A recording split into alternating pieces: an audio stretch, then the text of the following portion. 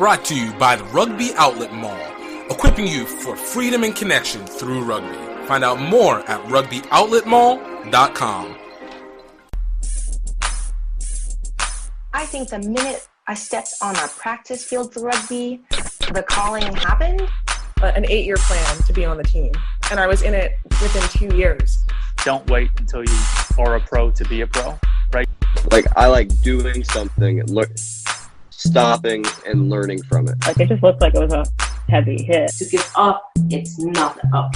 You know, that's the first time I played like professionally. I'm making rugby money. How can I make money outside of it? And there's two Scottish guys, and they said, "Oh, you're here for the movie." Rugby is a sport where that's often coupled with actually having a good time. He looked at me and he says, "You guys are awesome." Grow rugby, grow rugby, grow rugby, grow rugby, grow rugby. Yo, what's up, everybody? Welcome to season 2 of Groux Rugby. My name is GiftTime Egbelu, and this is the show where we're talking to people about the things and opportunities that they have found through rugby. Keeping it simple nowadays. I know it's been a little bit since I've been back on, but I can say, like, a lot has gone down. A lot has changed in the last month and a half. Namely, obviously, I went to Brazil and ended up coming back engaged. So thank you very much. That was a really awesome experience. On top of that, getting a chance to see just the way that the country is. I mean, that is a beautiful, beautiful freaking country over there. I have to say, coming back into the States was interesting because, you know, obviously with all this COVID stuff, we have a situation, not really like a dangerous situation, but it's like a weird difference in dynamic. Like in Brazil, like, you couldn't go to any buildings unless you had your temperature checked. Obviously, you had to be everywhere with a mask, and this was in multiple cities. But coming back into Louisiana, I definitely realized, like, I didn't have to have a mask. Like, definitely going into buildings, you need to have a mask, but you're not going to necessarily get temperature checked. And you definitely can walk around a little bit, obviously in open spaces and stuff. But even in Brazil, it didn't feel like it. Outside of being on the beach, it didn't feel like you could walk around without a mask at any point in time. So it was a little interesting to that dynamic, but it was still great. I'm happy to be back in the States. To be kicking it back off. I'm not going to lie.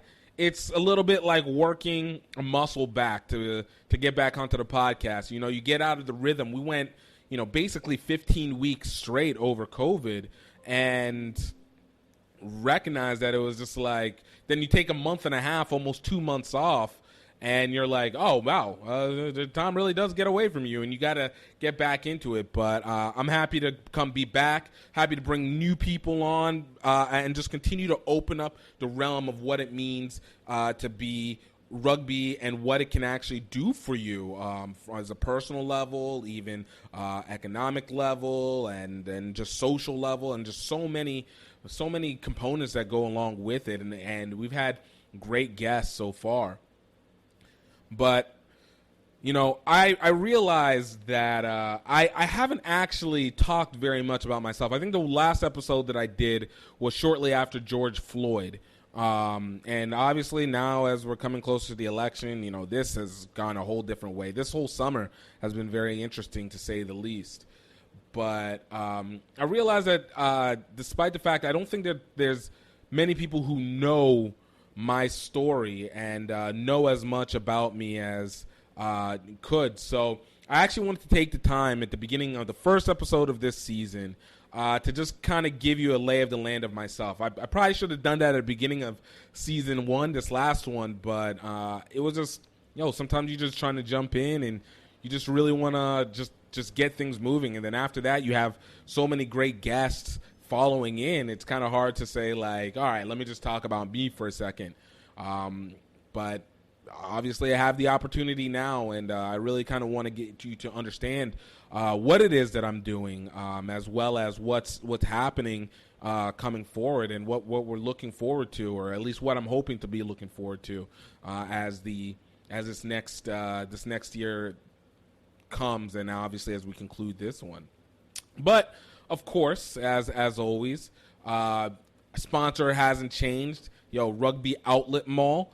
Guys, we're about to load up. When I tell you we got something special about to come for next month, you guys are going to want to get into it. It's going to change the game, especially on how you be able to dictate with the people that you love and deal with and who you're trying to get into this rugby world. So, guys, look out. But for what it's worth, Grow Rugby, that is still the promo code for 20% off. Guys, I'm telling you, get this, GREAUX Rugby. Rugby Outlet Mall is already stacked. We got some great merch inside there. We got our HBC Rugby Classic stuff, but we put in some new rugby merch that you guys would definitely like. We got our Ballers Play Rugby jersey, Ballers Play Rugby T-shirts, and we definitely are trying to make sure that we can set you up so that you got something every time you leave the house. Like, you ain't even need to go you don't need to ever not represent your rugby life over there. But definitely check it out, rugbyoutletmall.com, and promo code Grow Rugby, GREAUX Rugby, 2 words. And you guys can get 20% off of any items that we have in there. It's going to be good. It's going to be good. And also, we're still working on trying to get this, get Singapore to Tokyo any way we can. I still say it's one of the best documentaries that came pre-COVID. And we've had one of the best rugby documentaries, I have to say, because it definitely gives you the great memory of what it is to be able to travel. And obviously, some of us are able to travel. I think Bermuda 10s is happening this weekend. So we have the opportunity of being able to have some people exit the U.S. a little bit, but being able to see these other cultures with my friend Jason Bray and myself traveling through Southeast Asia on our way to the Rugby World Cup. Guys can still check it out at Red Earth Films, REDEARTH films.vhx.tv. And you guys, it's a great documentary, $17, and you guys can do whatever the hell you want with it. It's all you can. Until we get it onto Amazon, then stream the hell out of it on Amazon. But Amazon's trying to fight with us for some reason. So no worries at all. But I'm really happy to be able to have it. I'm happy to be back. But and of course, I forgot to even add, taking in this new position as the growth and development coordinator for National College Rugby. So it's really interesting to see what's going on now. But like I said, as I tell you this story, I think it's going to help to be able to put things into perspective. So without further ado, Gift Egbelu of GiftTime Rugby and GiftTime Rugby Media and Productions. Check it out! Grow Rugby, Grow Rugby, Grow Rugby, Grow Rugby, Grow Rugby, Grow Rugby, Grow Rugby. Oh, man. I was telling you guys, I'm really happy to be back and doing the podcast again, but I kind of needed to give some background. I like I said, I know some people know who I am and have watched my work over the course of the years, and I've talked about my story in some places here and there, but very rarely have I had the opportunity to be able to just kind of sit and talk about what I've been trying to do and kind of where it all came from. So I wanted to give you an opportunity in breaking it down. So you guys can, like I said, what's happening, why it's happening, and kind of looking forward to seeing what's going to happen next. So you guys might come out of this liking me or hating me. It's very possible on either one, but just know everything is with strong genuity and everything like that.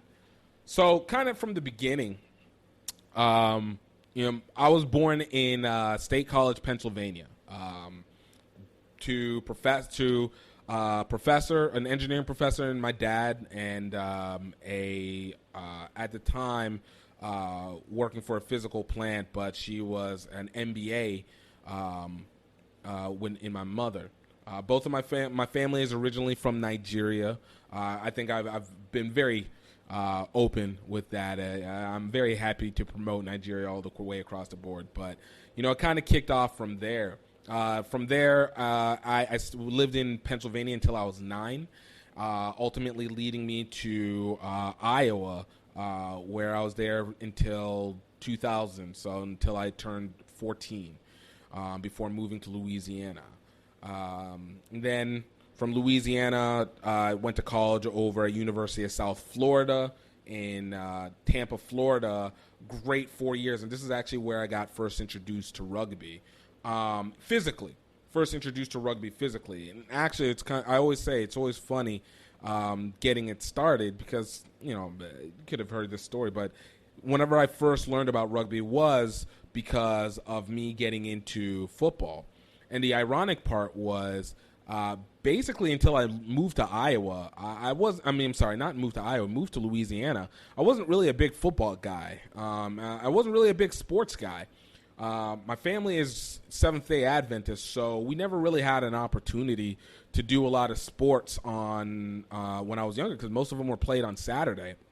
And I had a chance to play a little bit of football in middle school, which we played on like Thursdays from time to time, but I wasn't really caught up. But I would always watch a Super Bowl and root for the Pennsylvania team. So I think at the time it was like Pittsburgh and stuff like that.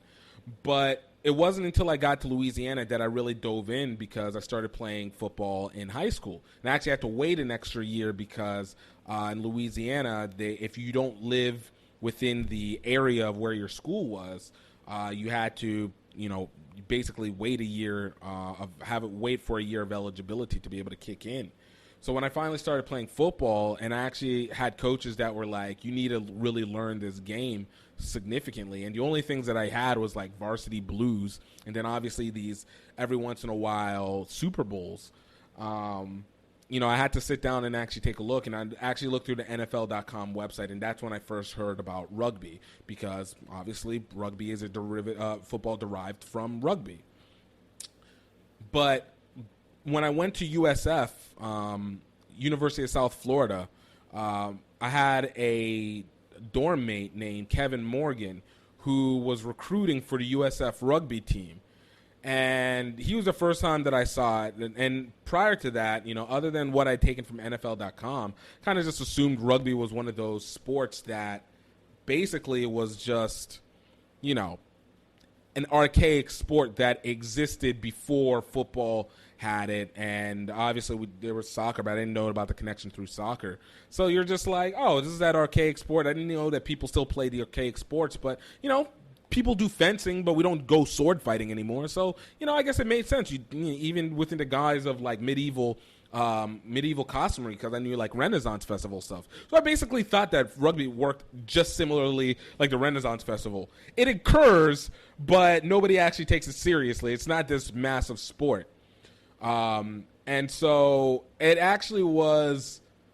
It wasn't even then whenever I first went to go play. It was. We were at the time playing intramural football at the same time. So I was like, all right, let me go check out this rugby thing because I wanted to go and eventually try out for a USF football team. And I figured, maybe there was something I could use there to be able to get my training correct because USF football had tryouts. So I wanted to be able to see if I could do something with it. So I kind of went to a practice, and, it was all right. I think at the time, and I didn't realize until much later that coach, I think USF legendary coach Gordon Campbell was the coach then. But, we were out on the intramural fields and, doing passing drills and stuff like that. And it was me and my friend Darnell who went to go try out for it. And we were just like, oh, it's cool. And we had a couple friends that were on it. But for some reason, like I said, it didn't lock in for me because, again, I was like, I don't know what I can do with this. I was trying to go play football. I was like, this might not be able to be the thing that's going to take me over the top. And I kind of just left it there. But it always was in the back of my mind and stuff like that. But so ended up, college, we played tackle football. Like, as I got older, so that was my freshman year that I found out about rugby. And then around my junior and my senior year of college, few friends of ours would start playing tackle football like every Friday. And, you know, for me, I'm a contact guy, always and ever. So this kind of fulfilled this little piece inside of me to be able to get this little bit out. But, of course, as it goes, you know, all good things have to come to an end, and I had to graduate. And I didn't want to stay in Tampa because I'd always wanted to work business stuff. My major had initially been engineering, but I actually switched it to international studies and government relations because I didn't actually want to go through the school of business, because everybody from engineering that decides to step away from engineering goes into business or goes into communications. I was like, I'm not going to be one of those, and so I went into the other common one, which is international studies and international studies and government relations. This all wraps together, so it's not without saying anything. But it was really interesting in the fact, so being able to do that, I was like, but I always had my mind on business. Entrepreneurship was where I wanted, and I wanted to learn from my mother, who, as she had left from the physical plant in Pennsylvania, had become an entrepreneur in insurance and real estate. And so I was like, let me learn with her, and, you know, I can figure out my place from there. The one thing I can at least do is communicate with people, and I don't know, we'll figure out something from that component. So I come back home, and I'll say that even though Louisiana is where I played football and obviously is where I had high school, but the friends that I had were not go every week and play tackle football people. Definitely none of that fact. So I had this void from not being able to have contact every week that I'd been doing for the better part of the last year and a half, 2 years, and come back into Louisiana. And I don't care what anybody says. Once you graduate, there's one thing that you come to realize, is that you have a lot of time on your hand. A lot of time on your hand that now has been moved from the stress of wanting to make sure you're studying or stressing about needing to be able to go study, to now you have this like open wound. Even if you have a job, like when you talk about 9 to 5, like 5 to midnight is a long ass time. And even going from there back, it was a long time. So I was trying to go fill in the blanks while I was also trying to figure out where my place was, whether I was going to do insurance or going to work with the real estate, which I kind of was doing, but I still hadn't fully fixated in. So I remember it was actually in February. I just graduated in December, you know, kind of getting the rest and getting everything back together for, you know, in January and then beginning of February. And lo and behold, I turn on the TV and USA Rugby Sevens is on NBC. I think I caught it on Sunday. It was whenever they never did full broadcasts on the game. There was always like the replays from the day before, or it was like a section of the game, and then, you know, they put it on later in the day. So I think I had been maybe looking for football or something to that effect. And I guess it wasn't on, or the Saints weren't on, or something to that effect. But NBC ended up bringing on rugby. And so I'm watching a line out, and I'm pretty sure it was South Africa versus maybe Scotland or something like that. It was just a highlight. It wasn't even a full game. But they were showing a line out as they were just making an attack. And it was like one-on-ones across the board. And they made the pass out to the wing, and the wing took it out for the try. But it was always interesting to me because I was like, yo, why didn't this... Now, mind you, obviously I didn't know any of the position names. I was just like, why didn't that guy, which ended up being probably the center, I was like, why didn't he just juke this one person who tried to make the jump on him? If he had made the juke, he could have made the run off himself, wouldn't even have to go. I was like, oh, man, so, like, rugby... and this reminded me back to whenever I was playing, whenever I'd done the one practice at USF. And I was like, all right, rugby is a thing. But... you know, again, I'm like, oh, this must be one of those archaic sports. But I was like, hey, look, USF had rugby, so you know what would be funny? If Baton Rouge had it. But, you know, Baton Rouge doesn't have anything. You know, Baton Rouge, Louisiana is, you know, just middle grade town that's an LSU, that's a college city. It's a college city, call it what it is. Like LSU runs it, part one, then Southern on another end. And you're just like, okay, you know, sure, whatever. Go and I look it up. boom, website appears. Baton Rouge Rugby Football Club. And I'm just like, yo, okay. I was like, all right, Baton Rouge got it. But I also know one thing. There's a lot of dead sites on the internet, all right? Like sometimes people have a site up and they just left their card on automatic. And so they just, nobody updates anything, but it's like it's just there. But luckily, they had the times and where they played, and the field wasn't too far from where I lived, just on the other side of town, Highland Road, gang. And so I went out to the practice. It was a Thursday that I went out to the practice. And I was like, all right. I didn't bring anything because I was like, I'm more prepared for people to not be there. But, why the hell not? Let me go check it out. So I go over to the field, and boom, the guys are there. I actually went a little bit late because, you never want to go exactly on time because you assume people have to get in. But I was like, I got there a little bit late, maybe like 15, 20 minutes late. And I see a few of the guys out there, and one of the players, is, we call him Sausage, Jacob Verrett, but also known as Sausage, sees me. He's like, hey, man, you here for rugby? And I was like, yeah, I just want to come check it out to see if you guys really exist. And he was like, yeah, man, you need to go grab your boots and come. I was like, well, look, I'm not quite ready to play, but, I'd love to be able to, come back. I'm trying to make a return. So this was early March. So it was late February whenever it first happened. I was thinking early, but it was late February when this happened.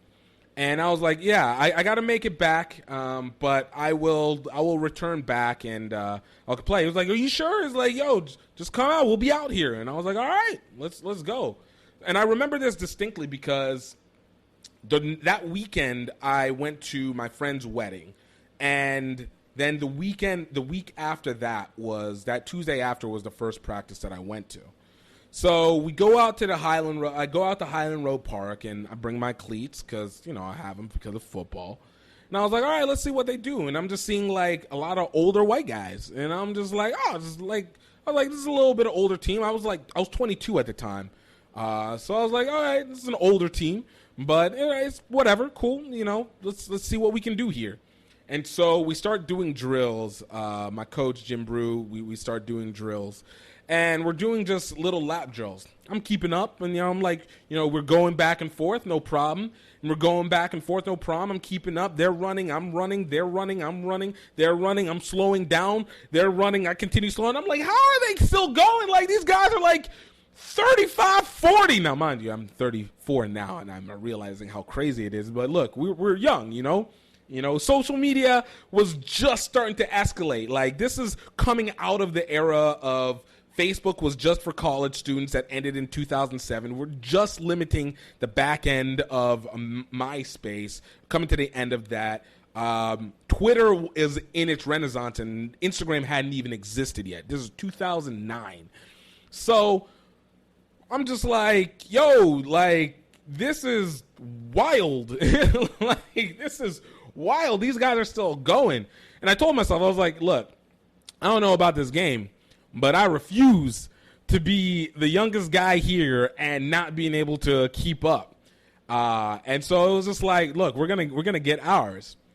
But of course, there was another catch that came along with all this. Most of the games were on Saturday.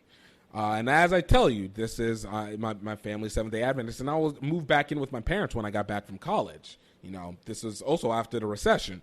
So, beginning of this normality. But it was just like, all right, I don't know if I'm going to be able to make the games, but if it works into my favor, we'll see what we can do. And so I think the first game that I had a chance to play was not that week because I think they traveled out to Huntsville that week, and I wasn't going to travel out of town, but I could try and make it to the home games because they typically happen right after church. So I was like, I might be able to sneak something out from here. Let me go run out. And so that, I think the first game that I got a chance to see anything, or even strap up as part of the team, was against New Orleans. And this was right before they started getting good. And so I think we ended up tying them that game, which was awesome because I think Brew gave me a chance to get into the game maybe about 2 minutes of game left, maybe 3 minutes of game left. And of course, I didn't know how to handle the ball. And look, my natural position in football was was running back and linebacker. So I know how to run with the ball in football, and I know how to tackle, which I think a lot of us have that shared experience where we come in from football or contact sport of such, and we know to take the hits. Like we're braced for the hits. What ends up being the learning skill is the passing and the visual knowledge of it and the IQ, rugby IQ. But I think that first game, I had a guy on the ground, and I didn't know. I was like, look, he's on the ground. He was open field. And I was like, I know we need to get the ball. So I ran shoulder into him into the ground. Maybe was that New Orleans, or maybe we played Mobile. It was one of those two. But I took him into the ground to roll him off because, like if you run into a fumble, what you do is, you drive the guy off the ball so you can set it up for your team to recover. And I just nailed into him. I don't remember who it was that got that, but God bless them. They took it strong. And Brew, Coach Brew properly reminded me, hey, Gift, don't hit the guy on the ground, and make sure you're wrapping up. So this became my first experiences with it, and I think for the first year, and I came in, I guess, almost when the season was coming to a close. But that first year, I didn't play very much. I only had maybe played 1 or 2 games. But I was like, yo, I'm feeling this. Like it's like being on the pitch. Like it's like being on the football field. Like playing tackle football back in college with friends, and the guys were very welcoming and starting to kind of get a little understanding of the rugby culture. And I think a lot of people will, especially black people, will understand it. But, rugby culture is very extra.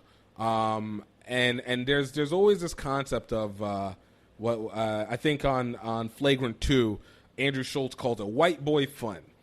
Rugby culture, as it was, really, and I guess to an extent, really emblemates white boy culture. It's very egregious. It's very extra. It takes you out of your comfort zone.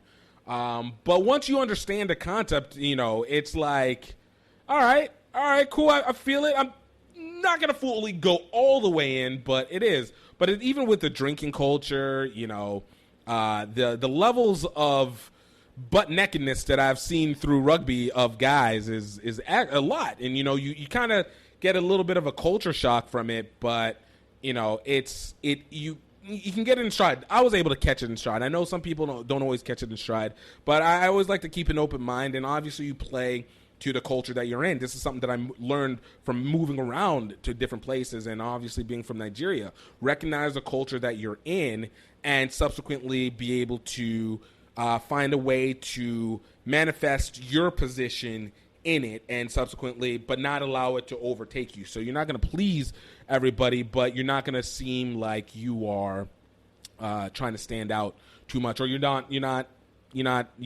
being stiff into fun. So, but I think where it really kicked in for me, because the socials were one thing, but I think where it really kicked in for me is whenever I went to this event called Pitcherton. That was that next summer in July. Was playing touch here and there with the rugby guys, and it was helping me get back into shape because I came out of college really heavy. But being able to have this opportunity to run and hit and stuff like that, it gave me a lot to be able to work with in that. So going into July, they tell me about this event called Pitcherton. And I'm like, all right, cool, camping and stuff. Like, I hadn't gone camping since I was a kid, really. I think basically, yeah. So I didn't have any of the tents and stuff, and so I was able to stack up on that. And I was like, all right, let's go ahead and let's see what this is about. And we rode up to Chattanooga, Tennessee the first day, which was interesting. Got to meet the Chattanooga guys at their rugby bar, and that was an experience alone. And one thing that I noticed, and I got to give credit, guys like Hunter Guidry and Sid and Craig Gautreau, all these guys, Dutch. These were guys on the team that, well, I don't think Dutch made it that year, but these were guys on the team that kind of helped, bring this stuff to light. And it was weird because it was like everybody knew everybody. Like, so you're a new guy and you're just kind of like sitting there in it and you're just like, everybody knows everybody. Like, this community is wild because, like, it doesn't seem like you never seen rugby prior to this, but it's just like, yo, we're finally, seeing this. It seems like there's really a lot of people a part of it. And so we stayed overnight in Chattanooga as we headed out the next day to Lafayette, Georgia, which is where actual Pitcher Tent is. But first and foremost, we got to go kayaking. You got to go whitewater rafting, not kayaking, whitewater rafting. And that is in and of itself was something I'd never done. And never even really imagined myself doing it because it never was something that came up. But it's like, yo, just run into stride. Like, let's go. And that was wild. That was fun. So I'm starting to get this, like, this slow revelation of the rugby culture and the rugby experience. And I'm liking it because, it's reminding me, it touches into a part of me that it's always been there, which was fun and kind of a little bit out of control and just kind of stepping outside ranges of comfortability. And then we finally get to the field at Pitcher Tent. And when I tell you, this was like, it's like, I don't know, you see it over the horizon. It has like this heavenly glow. I don't know what it is. Maybe it's getting in there around dusk, but it's just like there's a vibe, an energy around it. You go across first and you see the fields where it's just all these multiple rugby posts setting up for the fields and stuff like that, and you're just like, whoa, there's a lot of fields here. This is a lot of open space. Then you kind of drive through this groundwork, and then you get in, and there's a barrier.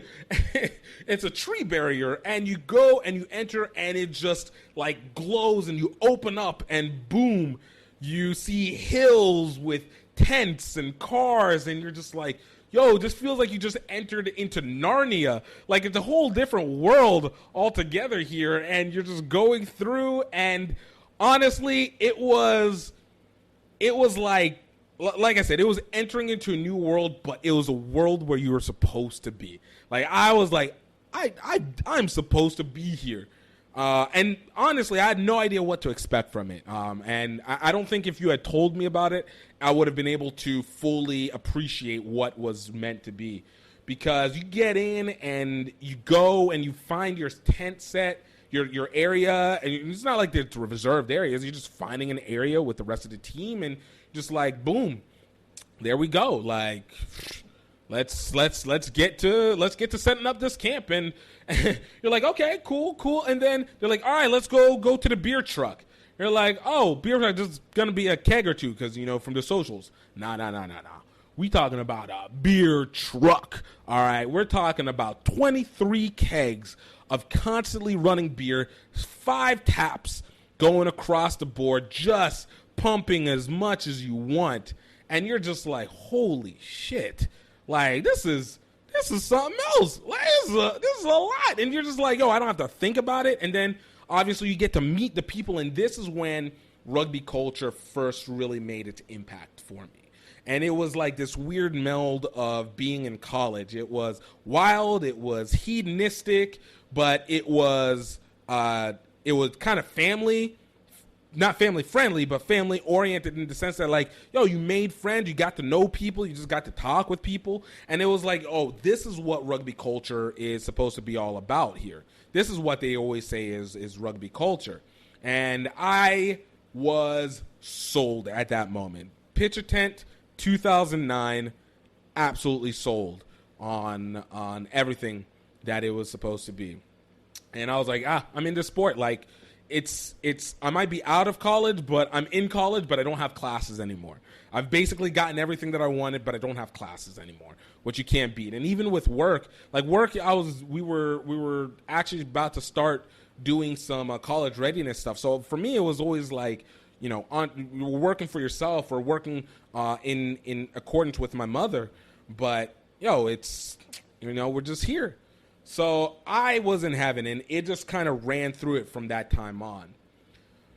And then played for about 3 years before we had like a really down year. So about 2012, I think a lot of people in the U.S. and probably a lot of small clubs know, like you get this wave of guys who have been playing forever, and these Baton Rouge guys have been playing with each other for like a decade plus with the club itself, and then that's not even including LSU, which I discovered had a rugby team.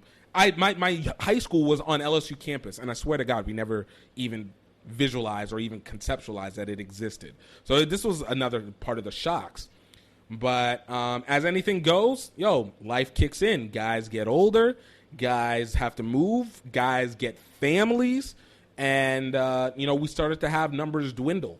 But I was thinking like, all right, it's been 3, almost 4 years that I've been playing. Like, let me try and start taking some roles and some understanding of this sport that I'm in and understand my landscape.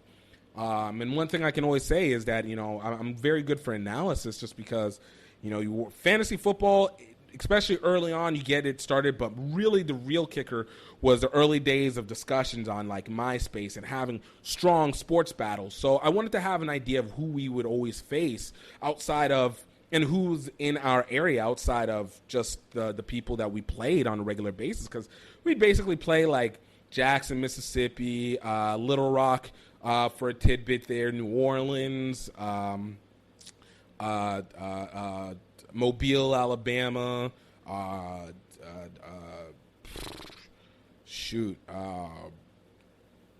really actually kind of right. And then every once in a while we'd play Birmingham and Birmingham, Alabama, or we'd play Atlanta, Old White, and one occasion Chattanooga. But we basically played the same guys all the time, unless we went to the True South tournament, and then we'd have that situation.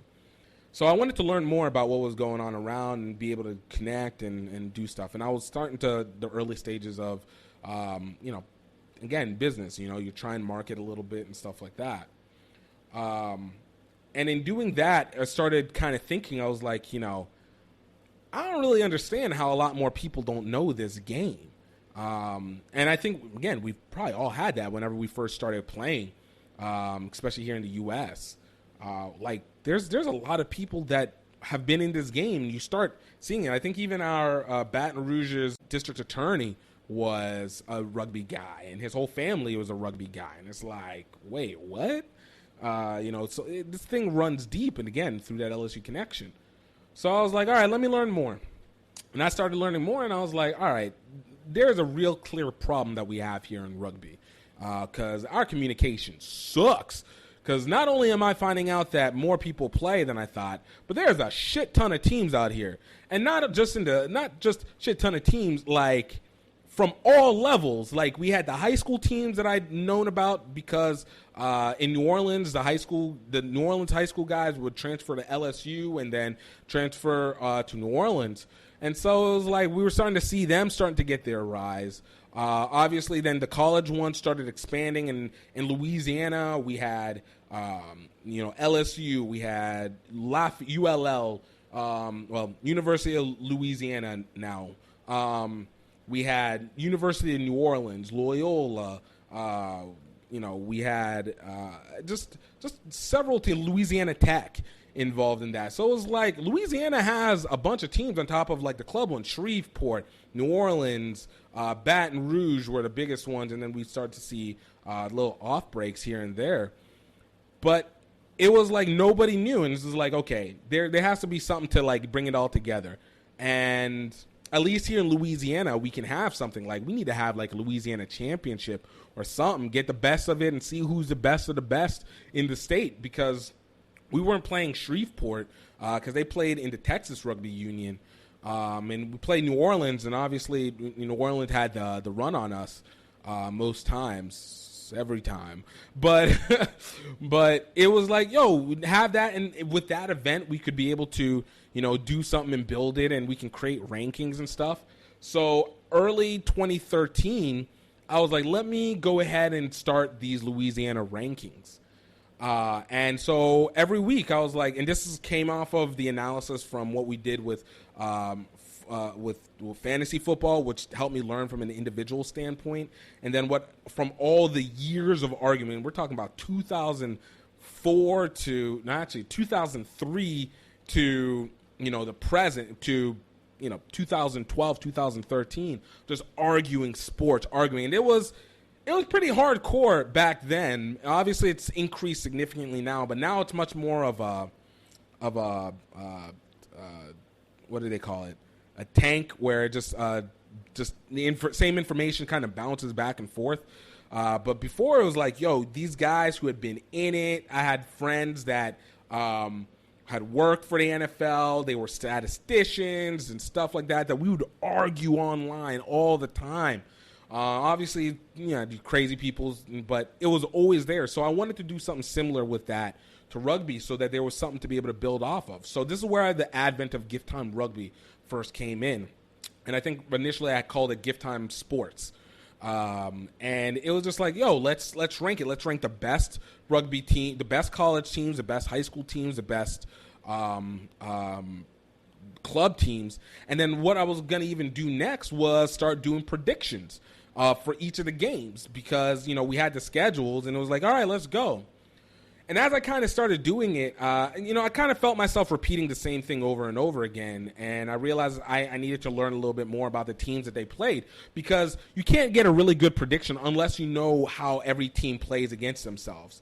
So, like, against somebody else of who they play, and subsequently that. Because a little bit of the transference concept of, if Team A plays Team B, and Team B plays Team C. If Team C beat Team B and Team B beat Team A, assume that Team C can also beat Team A.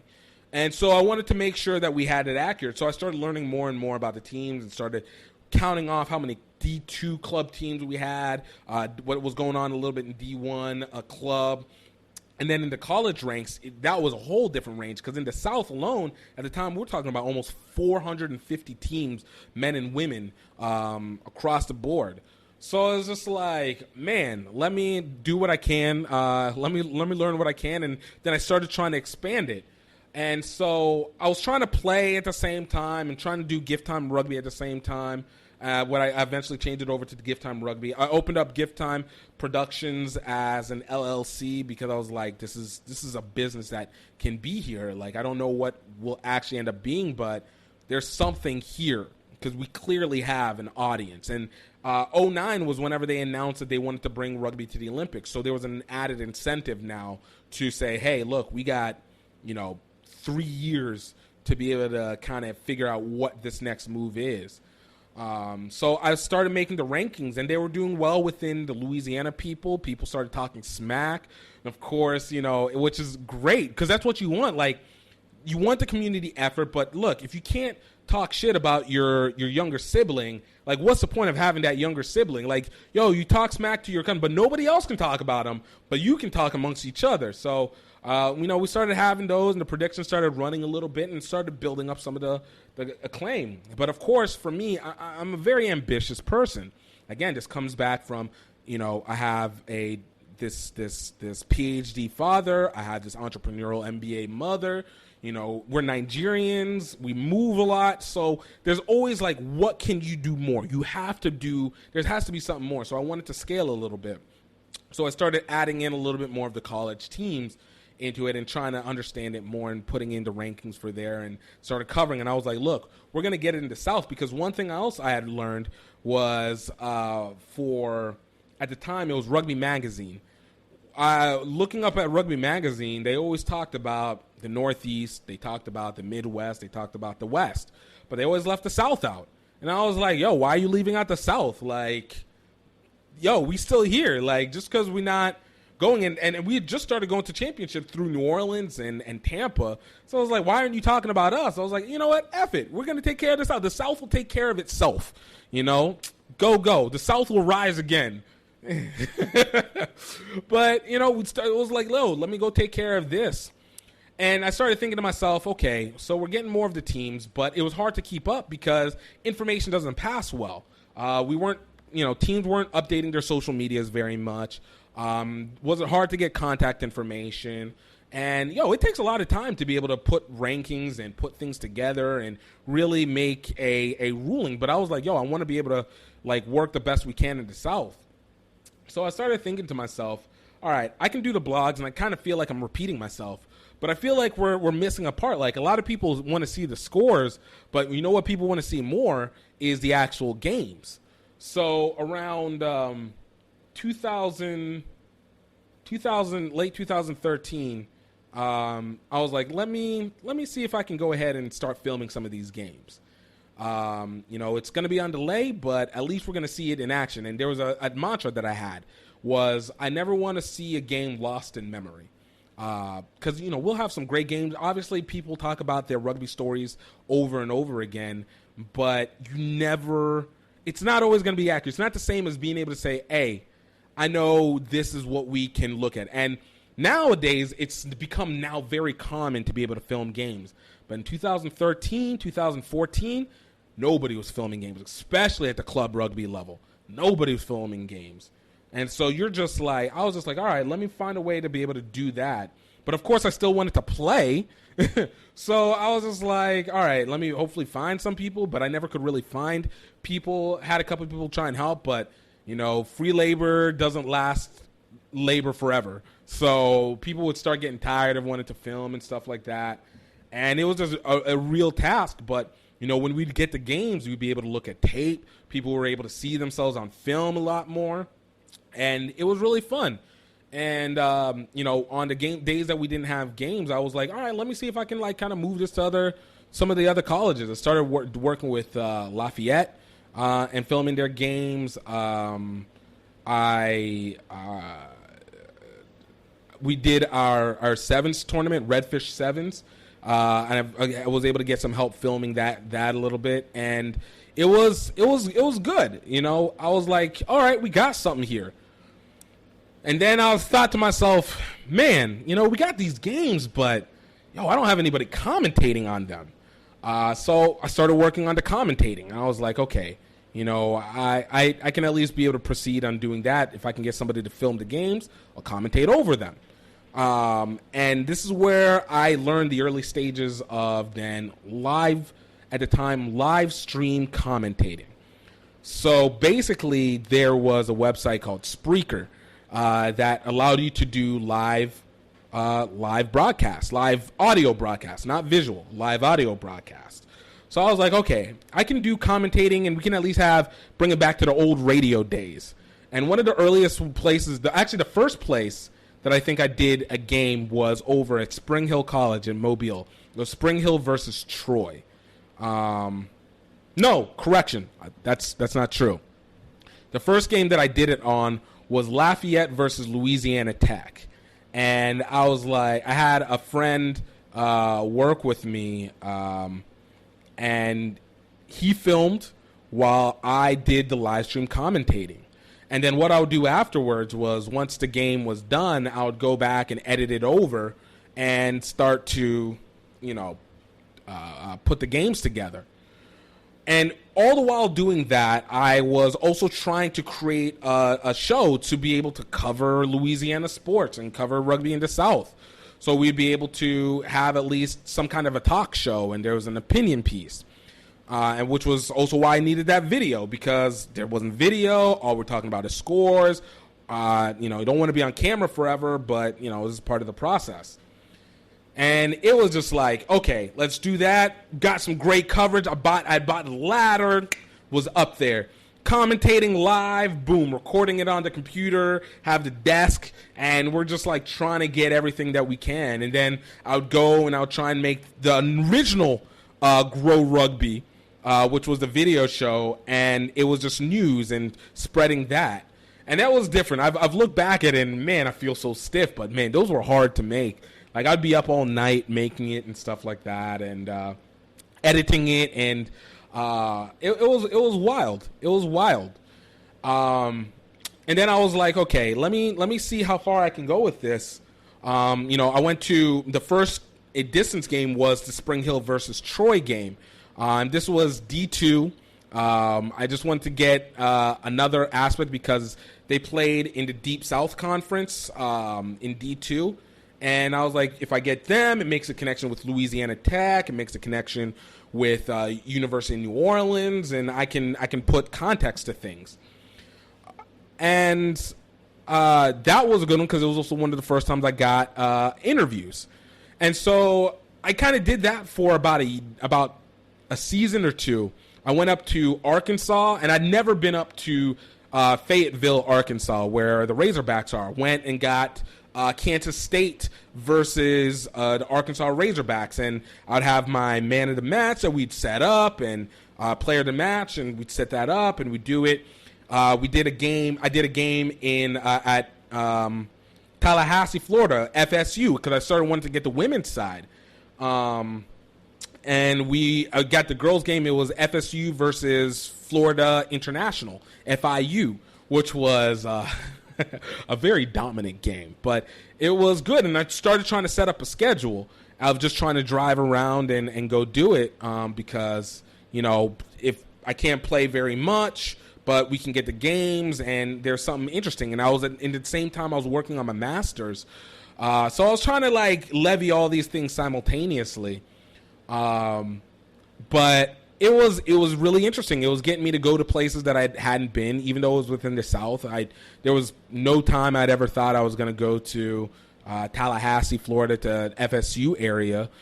Even though I had been to school at Florida, but we go middle Florida, Tampa, Florida down, not Tampa, Florida up. But started trying to get a little bit more. Trying to get more SEC teams.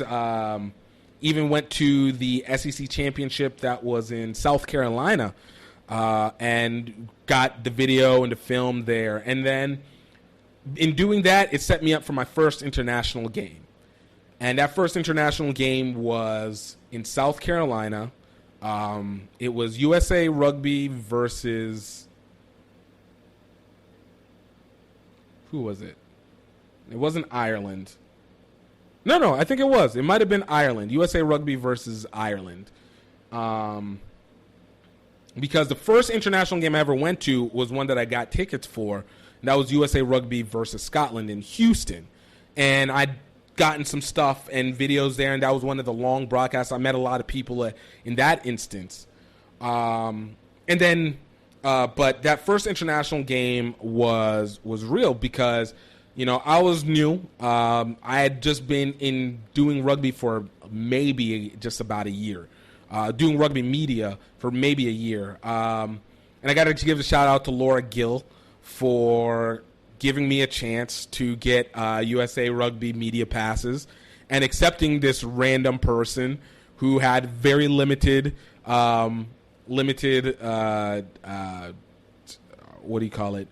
limited content, but at the time USA Rugby was really open to try and bring in new media, and so I went to that first game, and I was like, okay, I can write here. And I think before that, that was the game that I did.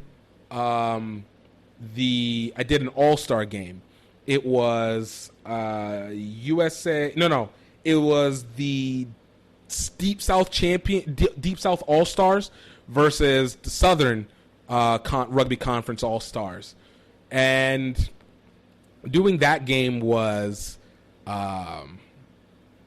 interesting. My girlfriend at the time was helping me, and we kind of trying to get two angles, and we got it. And it was an interesting first shot of just trying to get the game.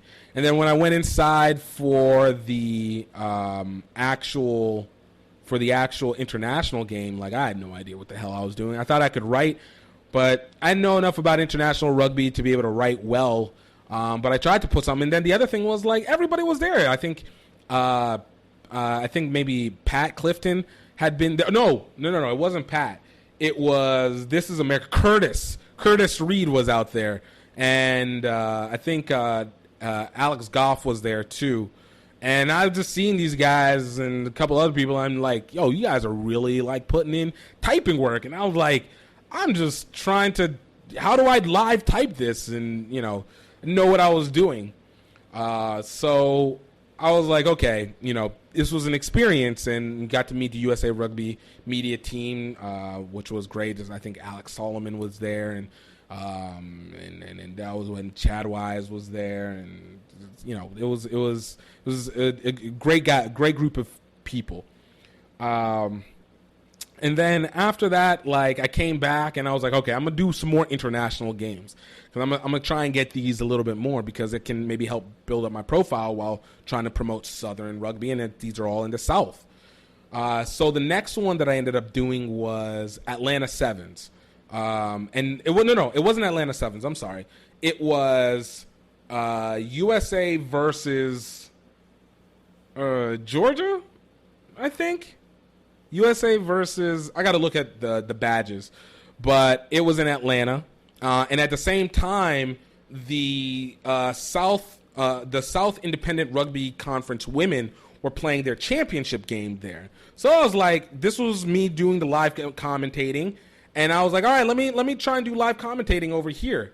And so I think the first game I did was University of Central Florida versus Florida, I think, which was a great game. It was, unbeknownst to me, the first time that I ever got to watch Chris Thomas actually play as a UCF alum. She was fast, but UCF women were nuts. They were so good. And so I actually ended up interviewing the 8-man and I think a different winger at the time. But it was so fun. And I think the other games that I got was like I think North Florida versus maybe Alabama at the time, women. So they had that, which was dope, and getting me introduced into the SIRC. And then I went to the actual international game itself. Pass again. Shout out to Laura Gill, because I was like, all right, look, what I'm gonna do, because it's I think it was on TV somewhere that you couldn't, you had to have cable or you had to have subscription or something. This was before Flow Rugby, but you had to, wherever they were broadcasting, it wasn't accessible to everybody. So I was like, all right, I'm gonna live commentate the game like this is radio. All right, I'm gonna at least be able to give something, because I can't write, not at the speed that they're doing. And I know once I'm done with the game, I want to leave, and most of them have to stay afterwards to get the article out. Plus, there's so many articles coming out about the same game. Like, what's gonna cut through the noise with me? So I ended up going to live commentate, and Alex Goff was with me doing the game. Like I said, shout out to Laura, because she promoted me doing the live commentating on the USA Rugby, social media, and I washed on that. I was terrible. I could not pronounce the names for shit. I was trying to keep up. Alex was sitting next to me, helping me to do it just before I got to really know him. But shout out to him too, helping me, trying to get the names correct and stuff like that. But it was definitely a learning effort, to say the least. So it was just kind of part of that process, and it was like, all right, let me do it. And then I was like, okay, it fills in another blank at least, though. But it's still, it's not lost in memory, but you're still trying to figure out your place. And I was also trying to figure out, what is the best way to be able to monetize as well, too. Like, all this is great, but, what are we able to do with it? And so I think I started trying to work on my commentating a little bit, because I was like, all right, let me see. And Laura Gill, once again, gave me a shot.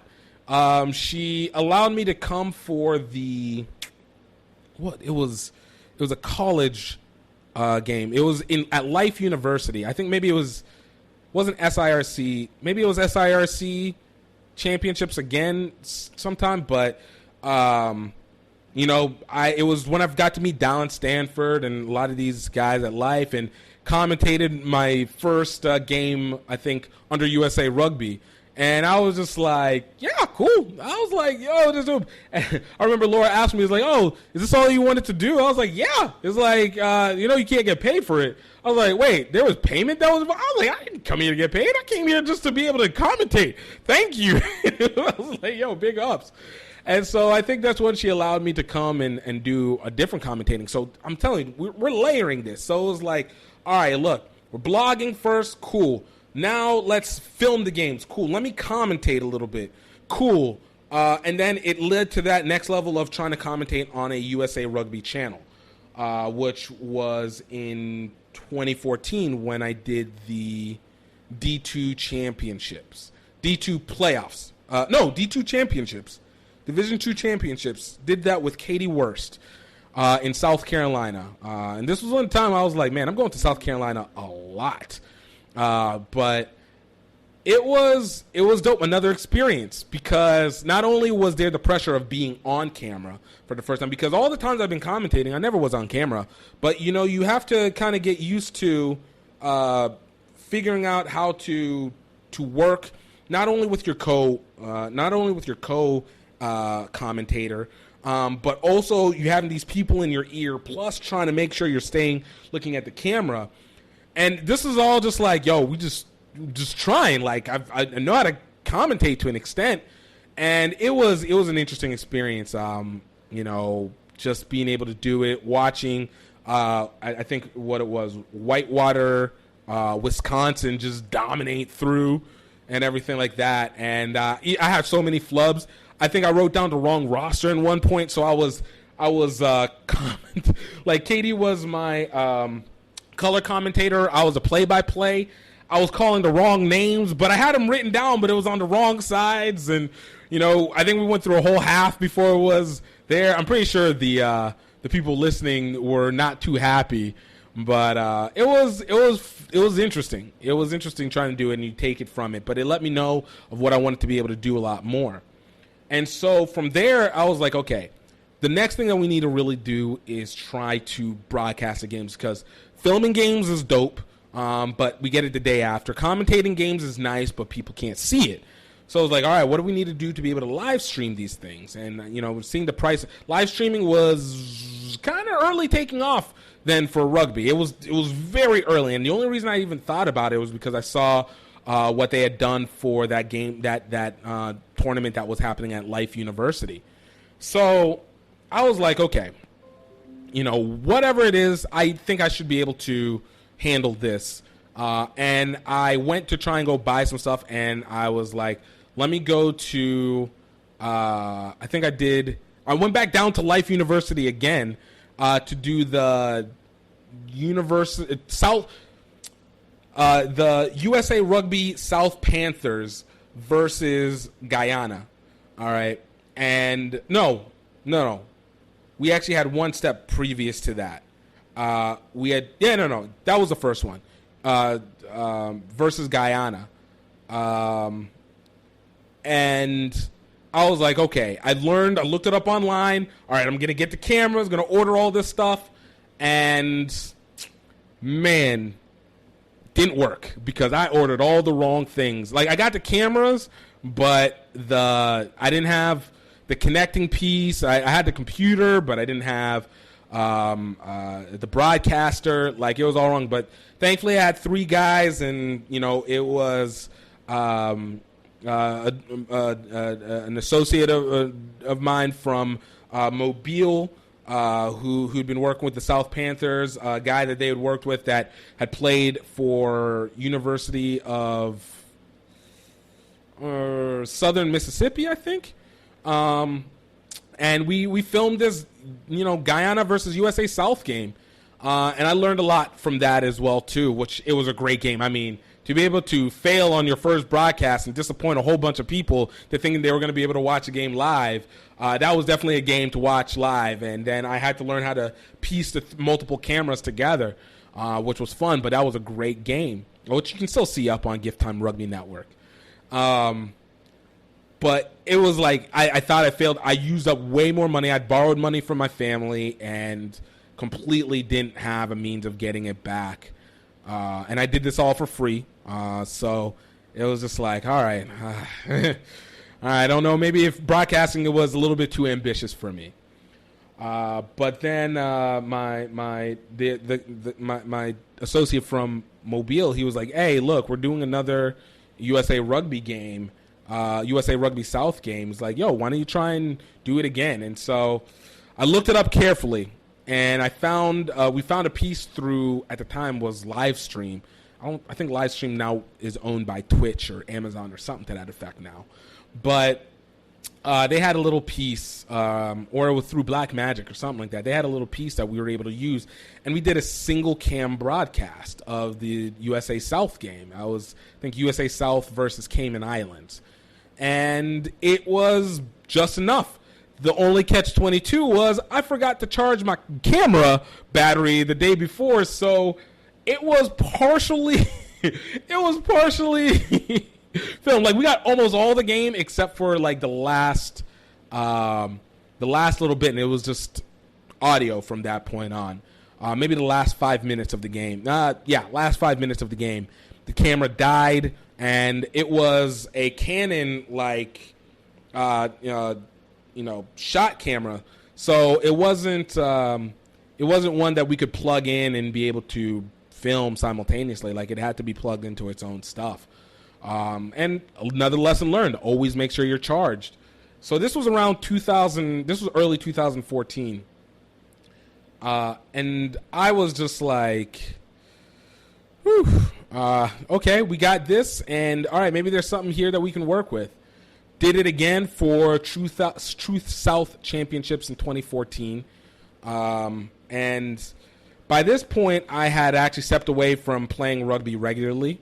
I'd gotten into an issue. I got arrested in Tennessee after a game against Knoxville that I got belligerently drunk. LSU lost a game, and then I got into it with I just mean mugged some cops, and they arrested me. So I was like, all right, this might be where I need to close my day-to-day, my regular scheduled rugby, not actual playing, but my seasonal rugby play. So I can focus on this, because the other thing was, we're trying to get to the Olympics. And one thing that I had made a decision, I was like, look, there's only two ways for me to get to the Olympics. I can either go through as an athlete, two ways to get there for free, as an athlete or as media. And I knew I was going to be 30 by the time I was going to get to, by the time the Olympics were going to get here, and I just wasn't going to have enough exposure as an athlete. So I was like, and longevity, I was like, I think I can do more as a media person than I can as an athlete. So it was like, all right, I'm really trying to be all in on this. And that summer after that, I did my first, this was 2014, summer 2015. This is 2015 now. Summer 2015, we go in, and I get called up by USA Rugby South to do my first multi-camera game. All right. This was an endeavor I wasn't sure about, but I was like, look, we can figure this out. And brought in my associate from Mobile. He brought in a friend of his. And then I brought a kid with me who was actually the son of one of my tenants. I wanted to, be able to help bring up another generation and come do this and come. And this one was actually paid. And so we go down, and, I got all the equipment. I got the right equipment this time for multi-camera broadcast. I got the right software, and I was like, all right, let's do this. This is trying to do it at 480p. And, of course, once we get there, trying to be able to document, and the weekend of broadcasting didn't work the way it was supposed to, because I couldn't get the software working. I couldn't get the cameras connecting on, over the weekend customer service for the equipment that I was using wasn't open. So I'm like losing it, and then I'm having to use like my laptop. Had a commentator, my guy Ronnie Suarez from FIU, who had met at FIU versus FSU, that women's game, but he commentated for me. we had a few guys, and I was trying to commentate simultaneously. We're trying to direct and everything, and it was just like the first one was a laptop camera and just over the game and just ants on the board. For the next weekend, so the first 2 days, that's 4 games, it was like that. The next one was, okay, we got customer service, we were able to start broadcasting the games, but we were only able to do it at 480p at its highest. And I think the first one we did like 260. It wasn't great, but we were able to get the games. And I think that was one of the first times that it was one of the earliest times that USA Rugby South and at the time called NACRA, now RAN, were broadcasting games. So this was in Florida, in Orlando, at Champions Gate. And it was a great experience. Again, getting to be able to direct and figure out this camera stuff and figure out this stuff, but making sure that games weren't lost in memory, getting to know the players. And a lot of these guys, seen play now for their national teams and came to the States and played like that. But we're seeing them 2015. This was the USA Rugby South U19 Championships, not the USA Rugby South Championships. But USA Rugby South ran, this was the NACRA U19 Championships. Had gotten a chance to go do another game, the Olympic qualifiers, before, getting everything leading into it. So, doing these multitask, it was another toughie, man, but we're going to get it. Got hired on to do NSCRO Women's Championships, and then subsequently after that, got to do SIRC Men's Conference Championships. And when I tell you, these were 2 very monumental situations for me, because not only did they first bring me to understand, trying to put all the weight of the world on you again, but, what to deal with errors. Again, we were broadcasting 480p, found out they wanted 720p, didn't know how to do it at 720p because when we tried, the computer would start to freeze, everything would start to pixelate. It would start to slow down, and so it just wasn't coming out smoothly. And it was getting bad. Did it again. My guy for SIRC Conference Championships, my guy Charlie Velasquez had come up and helped with that. Shout out to him with Rugby in Florida, the website. It was learning a lot. I learned on making sure that you're always filming on your camera as much as you're filming through the stream, because the stream can always mess up, but at least you'll have the camera. And but make sure you're on the right one. And it was a heavy one, because I felt like I really failed a lot of people, even though we got the games off, but it didn't come out the way I wanted, especially whenever money is transactioned. I'm a big believer in, not betraying trust. And, like I said, I didn't feel like I did a great job. I kind of took off a little bit of what I charged, but, I still had to get the money because, we had to travel back and we had our own expenses to deal with. But it was something difficult, but it set up everything else leading after that.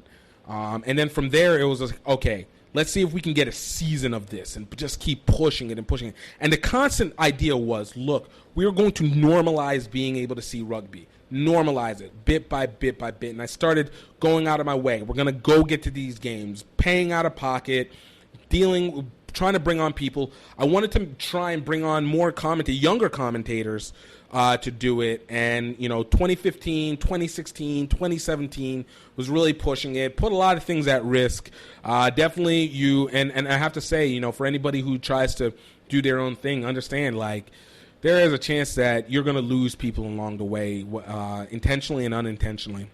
And I lost some friends, along the way, that hopefully one day I'm able to make up for, and, a little bit of the clubs, but, I'd still say, you push it through. It was like, look, there was a mission. It's nothing that's meant to be personal. And it wasn't even, but, wasn't anything rude, but it was just sometimes negligence can be, or prioritization can become an issue. So trying to invest in this. And I got to give another shout out, like Grant Cole, a guy like Grant Cole, who allowed me to have access to a lot of people. He was one that also opened my credibility up a lot and was allowing me to be able to get some of these opportunities directly and indirectly. So, it was like, look, we gotta get it. We gotta make sure that, there's a skill. I got to figure out how to monetize this and understand. And, at that time, a lot of people weren't taking it. They were taking it for granted. People will get the games, but nobody realized the work. Nobody really wanted to pay that much. And obviously, I didn't want to take anything unless I was sure about it. I wanted to make sure that that we're teaching commentating, and we're bringing in new people, and I was able to do it with a few. And it was really fun, and kept pushing it. But it was like, yo, it's not enough. Like, we're still missing something, and there's a process in this. And this is where I go, like, yo, I tell people what it is that I do. What you do with that information is on you. But I have no problem telling people what I do, because the execution is all that matters. And I watched a lot of people along the way try and, push me out and do it. But, I'm still here and they're not. But because it wasn't easy work. But, when you set on a mission, you set on a mission. And that next step for me was now being able to go overseas, because I never had an opportunity to. And it really was something that was unbeknownst to me. So 2016, I started getting into the middle of trying to broadcast games more regularly. My girlfriend at the time wanted to go to Japan, and I was like, all right, let's go to Japan. I didn't know how I was going to pay for it, but, managed to do it. And I ended up meeting a team in Japan called the Tokyo Gaijin.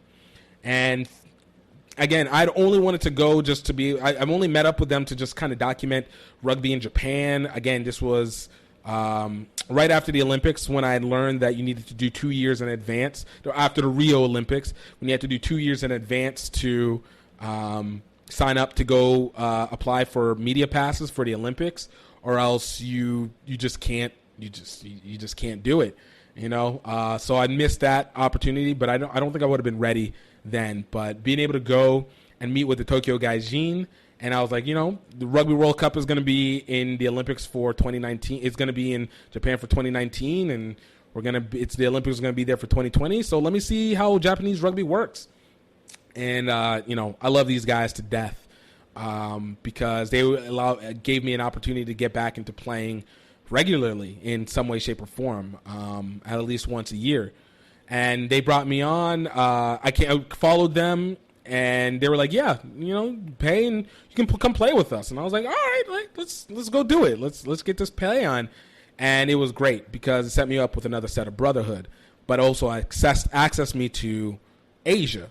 Like I'd never had any interest of going. But, if it wasn't for my girlfriend at the time, my ex now, obviously, but, and then this Tokyo part, I wouldn't have access into it. And it opened me up into this new world. So then years after, going to Thailand, going to Vietnam, gave me a new awareness of how rugby and its mission ended up working. And so it continued to kind of surround the factor of what we really need to promote, the culture of rugby. What we do on the broadcast promotes what we have on the game. The storytelling before and after is even much more important. And then establishing the culture of it becomes. So I was working on trying to, how do we get, more mainstream pop culture concepts in? Created Rugby Game Day shortly after that, where I tried to get my hip hop friends to be able to perform. Seeing the events that they do in Southeast Asia, I mean, those rugby tournaments, and they were rugby 10s tournaments, those are events. I mean, we're talking about concerts, cheerleaders, individual buses, individual cheerleaders per team, like men's and women's cultural event. Like, it was massive. Now, the reason why they could do it is because the cost of living is cheaper in Southeast Asia than it is in most Western countries. But it didn't take away from the fact that there was something there that made it attractive, and it made you feel bigger than what you were. So I was like, we got to be able to do that. And I was like, yo, can I try and start doing halftime shows? And, I got to give out a shout out to people like Justin Goonan, who allowed me to even though it was a fight with the administration, to do my first halftime show at Spring Hill College. I forgot who it was against. Spring Hill College versus LSU Alexandria. My guy Marcel P. Black, who was the first hip-hop artist to sign on with me to do a halftime show, which completely messed up on. Speakers didn't work. We ended up having to... Man, he ended up doing it perfectly without the music and stuff. It was wild. While I was trying to broadcast, while direct the show and do this whole thing, and it didn't work the first time. I got to give out a shout-out to Rosalind Shao, the head coach for Life University Women, because she allowed me to go do my second show at Life University. And a shout-out to my guy Jamal Steele, who introduced me to House of Noise hip-hop artist. Atlanta faithful. Worked with Outkast and all them, but if you don't know him, Sleepy Brown, I got to meet him, and they did it, and that didn't work because I learned about acoustics in the stadium, and just because you hear the speakers at the top doesn't mean it reaches the field at the same time. So learned another thing with that, and shout out to Jamal Steele for just giving me the chance to work with him, but gave me a chance to even get to know like the HBCU teams that were out there, and that will lead to something else from there. And then from there, it was shout out to Shay Flowers, who gave me the opportunity to try and do another halftime show at the Red River, do my third halftime show at the Red River Conference Championships. And my guy, Michael Armstead, to come out from Baton Rouge to travel to Austin to come and do the show that, I mistimed it, and the players were coming onto the field when we started the halftime show, and it was just a lot. There's a process that goes to it, but it shaped a lot of things that I was able to work on along the way in this process of trying to say, hey, we need to really get the culture connected with culture. Like beforehand, it was just like there was a disconnect. Like I still don't, and there's still that disconnect to an extent here, but we've seen things improve. Like streaming has now improved, and it's become now mainstay as opposed to alternative. Also, got to give a shout out to places like Lindenwood, Lindenwood University, Billy Nicholas, Josh Macy, and man, his name just slipped my mind. He's the U19's former coach, USA Rugby U19's former All-American former coach. But they allowed me to broadcast games from Lindenwood originally, and they gave me a chance to keep working on stuff, but keep tightening and putting these things together more and more and more. And it was able to see what could be, and being able to pull these things together. And so, and it also gave you the chance. You got to hone your marketing, being able to do these highlights, being able to do promos before, being able to do the interviews, trying to work on each of those, doing it on my own channel. And one thing, give credit, like, look, for people who want to get things done, you're not always going to have the opportunity. And, I got to say I was blessed in a lot of ways to be able to do as much as I have been. But, if you can't find somebody to do it for you, and I will always say, like, I'm always open to be able to bring in new people to work with, because I've had the pleasure of working with a lot of great people on my team in one step or another. You got to find a way to do it on your own. Like, you got to open it up and then be able to start reaching out to see what you can connect with, because this sport's not going to give you anything at all. It's not going to give. You have to create it at this point in time, but that is the real pleasure. And we start to see it bit by bit and getting to work with more and more people.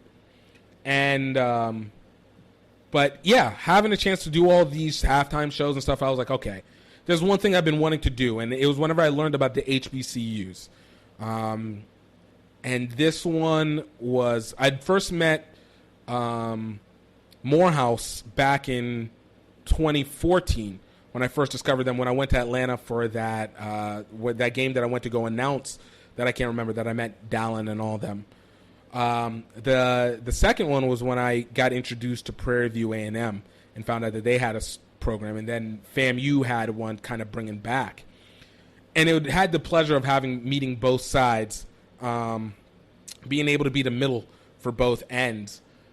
So these guys ended up coming through, and I was like, all right, let me put this together, this HBCU Rugby Classic.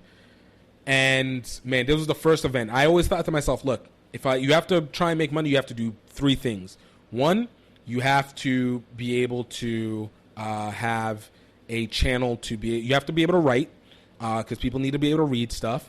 You need to have a channel to talk about it, and you have to be able to broadcast games so that you have a platform to be able to advertise on. And you need an event, because you need to be able to have an event, a place that you can control your dynamic. You got to be able to control what you need to, and you got to work it. So all these guys who do rugby sevens, tournaments, and stuff like that, like, it's piece by piece. You do your rugby sevens, of course. It is a fundraiser from the teams, but I wanted to, in this situation with the HBCU Rugby Classic, I didn't want to work off of the teams. I wanted to work off of spectators. I wanted to find a way that we could get spectators to be able to pay to come see our games, because you can't move forward unless you have real fans. And what I'd been seeing so far was just people on the edges and family and friends and stuff like that. But for the most part, games are free, which is good in terms of, you might be opening it up, but you kind of lose the value of your product, of your team, of your efforts, which ironically, as I was doing everything for free, it also became known. But I was like, all right, I can work with HBCUs. Like, I want them in there. For me, HBCUs were just a natural place for rugby. People always talk about the athleticism component of it. And, yes, having more black people in the sport definitely adds to the athletic component of it. But for me, it was being able to add the international component. After having traveled overseas, I was like, rugby needs to be the vehicle that people constantly use. And the HBCU can bring people from the community, from the black and brown community, and rugby can give them an opportunity to travel overseas, represent for their school. It can bring people from overseas, bringing them over to the HBCUs, and it can be a low-cost way of being able to advertise, and it takes it out of the norm, so there's a unique element to it, and HBCUs can build on top of this. I still believe that to this day. And so I was like, let's do this HBCU Rugby Classic. I wanted to put something on for Baton Rouge, because around this time, the MLR was starting to build up in New Orleans. Everybody would go to New Orleans. And, shout out to Baton Rouge. Like, it has shit here, but it needs, sometimes you need an extra vehicle to be able to pull it. So, and I didn't want New Orleans to keep taking all the rugby stuff, because they had the high school, they had the club, they had the professional. Like, we need something over here just an hour away. And so I tried to work with Southern. And that was a cataclysmic failure, because me and Southern's sports athletic department we could not get one together. Like, they booted me from the field. They wouldn't let me broadcast, wouldn't let me bring vendors, wouldn't let me put on a stage, just nothing. Just would give me nothing. So by the grace of God, I ended up finding a middle school. But as a result of doing that middle school, I couldn't charge tickets because it was literally at the last second. And when I tell you, I talk to everybody. Like, if Southern kicked me off from the field in April, and the game was second to last week of April, the game was May 5th, 2018. I had 2 weeks, 10 days to be specific, to find a field and be able to set everything up. And I tried to use our local rugby field, but Breck wouldn't allow me to do it because I need to give them a month in advance, plus insurance to be able to do anything. So I couldn't use the rugby field that Baton Rouge Rugby Club used, and then so I lost a week on that one. And then I happened to see a middle school that had posts, talked to the middle school person, and the city of Baton Rouge made it available to us. Visit Baton Rouge, the Visit Baton Rouge, the tourism board provided us a billboard, which added some credibility, and we had our first event. I brought in 2 artists. I brought in a halftime show. We brought in speakers. I had my buddy who was a DJ. My family helped kick in and sell food. I had my guys, and I wanted my friends to be able to, take advantage. My guy Michael Wathan brought in his jerseys with his shirts with with his company, and I had my guy Keith bringing comics, and the mayor of Baton Rouge ended up coming. I'm forever in debt to her for that, and it was just it was a messy event. The broadcasts were uneven.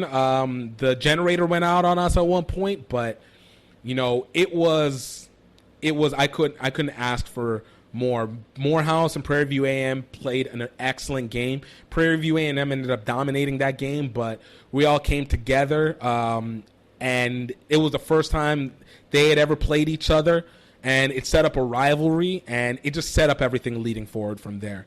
So it was a marketing effort, but man, it was expensive, and again, it cost, and it actually burnt me out. I actually lost my sight for about a week after that game from all the stress, and I actually ended up having to take about 6 months off from doing rugby, doing heavy media. So I wasn't broadcasting like I was heavily in 2018, and even 2019 I was doing a lot more sporadically, just because I was like, I need to make sure that I have everything set, and we need to make sure we understand where we're going with it, and completely understand the business and master it. And it kind of brings me out to what now? 2019, we had the HBC Rugby Classic again, and had numerous opportunities to be able to play. Give a shout out to Liz Entwistle, who allowed me to come out and film games for her for Stars Rugby that allowed me to understand the high schoolers a lot better. And ultimately, it leads to where it is now and what I've been trying to do, which is why NCR asked me to be part of their college and be part of their growth and development, be their growth and development coordinator. While USA Rugby, Katie brought me on to be part of their the training and development, is because we're here to change the game. This new era it's different. It's very different. And it just we have to take that next step and get out of a lot of the range that we're doing and really push things differently, because we have something here. And it's not just about money, but it's about growth and sustainability. And this is something that's going across the world. So I don't want you to think that USA Rugby is alone. Just because we had the bankruptcy, pandemic did not just reveal the weakness in USA Rugby. It revealed the weakness in world rugby in general, and how we have to present it and take it ourselves out of this amateurism. I ended up doing a documentary going, I always talk about Singapore to Tokyo any way we can. That documentary allowed me to be able to see rugby, again, from the mission side, and be able to see it from what we have to really push it and bring people in, because there's no reason that we shouldn't be a top 3 sport in the world. There's zero reason why we shouldn't. And it was, to this day, it's now all bringing it together, where now I'm working sports marketing and wanting to be able to help more teams be able to bring it on and be able to bring the sponsors in. And bringing sponsors in is amazing. Bringing sponsors in who are not rugby people is an amazing feeling. Having rugby alumni and rugby people support you with their money is an even more amazing feeling. And the combination of the two lets you know that you're pushing something forward, because this sport's so unique, and you can be able to bring it. And even doing this podcast is why I wanted to bring people on and have them add in and do their part and tell their story, because we have a lot of different stories, a lot of opportunities that can be developed from here. And it no longer has to be from just as an amateurism or just a side thing. It doesn't take away from it being this side thing, but it's creating a community. And you're going to hear more about it later. But, I mean, this was an experience that was worth it. And in my journey, as I continue on to it, this is 7 years in, going into year 8. We're turning corners. I'm now being able to get my media passes for the Olympics, which was an amazing feeling in 2018. get that acceptance letter back in 2018. And you know what I did to go do that? I actually had called the Olympic Committee back in 2017, talked to Peggy Minter, who let me know, hey, you need to be able to apply here, let it be known, and you get your stuff ready. And she accepted me. I wasn't even sure whether it was because I wasn't blogging as much at that point because I was doing more video games, doing more games and broadcasting. But, she gave me a shot, and now I get to go. Rugby World Cup was an experience like no other. It's one thing to be a fan. It's another to have the access, and you learn more.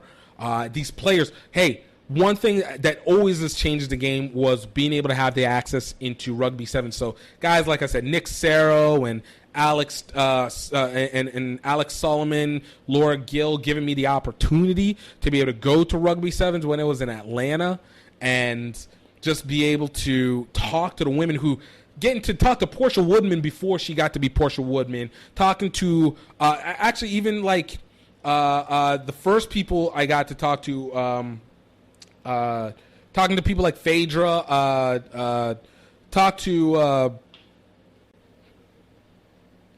Victoria Folayan, who was actually the first international player I ever got a chance to interview, and Kelly, being able to talk to them at Atlanta Sevens when no press people went to Atlanta Sevens, and that was the most amazing experience to have, and being able to get to watch these women just dominate so hard. And it was something that I wanted to do every year. I'm not going to lie. I understand financially it was beneficial to, I guess, and maybe to some extent socially, to put it with Las Vegas, Las Vegas Sevens, and which now is LA Sevens. But man, when Atlanta Sevens left, I was so sad. I was ready to go there every single year. Just meeting so many just stars that are playing to this day, played in the Olympics, are going to be playing in the Olympics moving forward. And, there's just so much opportunity and so much access. And it's an opportunity to do so much, but it's work, man. It's work. But I want to be able to at least lay the pathway to be able to give people a chance to know, hey, you got to, we have something here, and, I'll eat my part to be a part of it, but let's go. And, we got guys doing it all over. And now with MLR, shout out to my guy like Ryan Ginty and, Matt McCarthy's and, Tozan Tutanways and,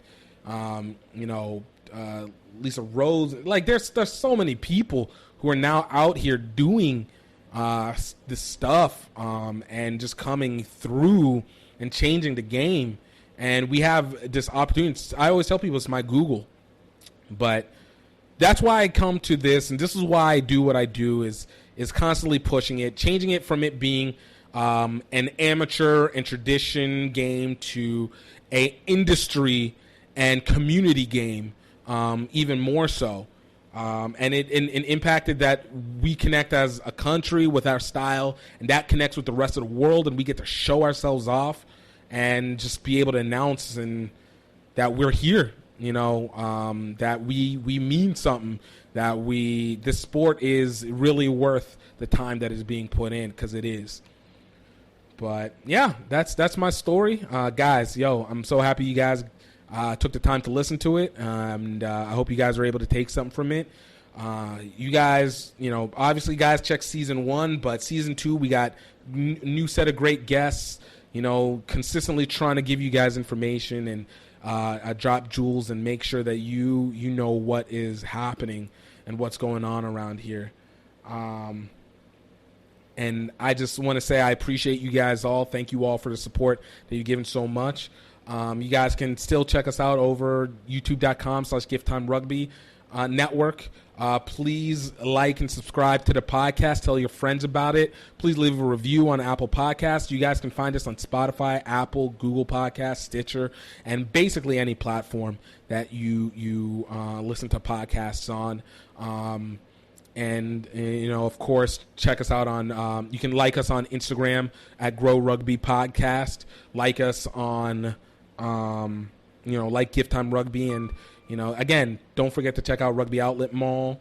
man, I'm just happy. It's so dope to do this, and it just keeps getting better and better. And knowing that can be able to do more and be able to increase and really, like, as a change the game, man. We're gonna bring in more better and better people and more people, and it's about to be real. So I hope you guys have a good one. I hope you guys take care of yourself, and I hope you know that you guys are highly blessed. I hope you guys know you're highly favored, and I hope you guys have a great weekend, a great week.